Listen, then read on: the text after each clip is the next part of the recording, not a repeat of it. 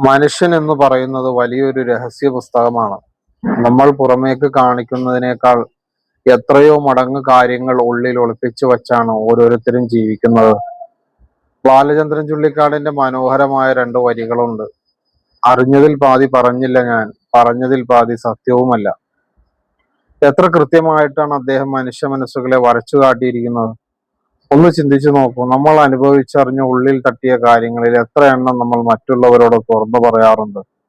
പകുതി പോലും നമ്മൾ പറയാറില്ല. മാനക്കേട് പേടിച്ചോ, ബന്ധങ്ങൾ തകരുമെന്ന ഭയം കൊണ്ടോ, അല്ലെങ്കിൽ കേൾക്കുന്നയാൾ നമ്മളെ തെറ്റിദ്ധരിക്കുമെന്ന സങ്കടം കൊണ്ടോ, അങ്ങനെ എന്തെല്ലാം കാര്യങ്ങളാണ് നമ്മൾ ഉള്ളിൽ തന്നെ കുഴിച്ചു മൂടുന്നത്.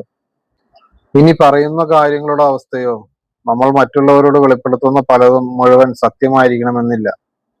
ആത്മരക്ഷയ്ക്കായോ, സങ്കടങ്ങൾ മറച്ചുപിടിക്കാൻ ഒരു വ്യാജ പുഞ്ചിരിയിട്ടോ, അല്ലെങ്കിൽ സമൂഹത്തിന് മുന്നിൽ ഒരു നല്ല ഭാവം നടിക്കാനോ ഒക്കെയായി നമ്മൾ അതിൽ പല കൂട്ടിച്ചേർക്കലുകളും മാറ്റങ്ങളും ഒക്കെ വരുത്തുന്നു. അങ്ങനെ നമ്മൾ പുറത്തു പറയുന്ന സത്യങ്ങളുടെ പകുതിയും അപൂർണമായി പോകുന്നു. നമ്മളാരും മറ്റുള്ളവർക്ക് മുന്നിൽ തുറന്ന പുസ്തകങ്ങളല്ല.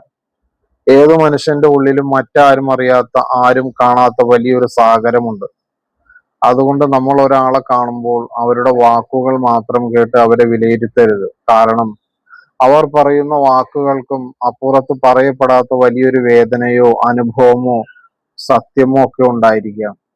മറ്റുള്ളവരുടെ ഉള്ളിലെ ആ പറയാത്ത പാതിയെ തിരിച്ചറിയാനും ബഹുമാനിക്കാനും കഴിയുന്നിടത്താണ് നമ്മൾ യഥാർത്ഥ മനുഷ്യരാകുന്നത്.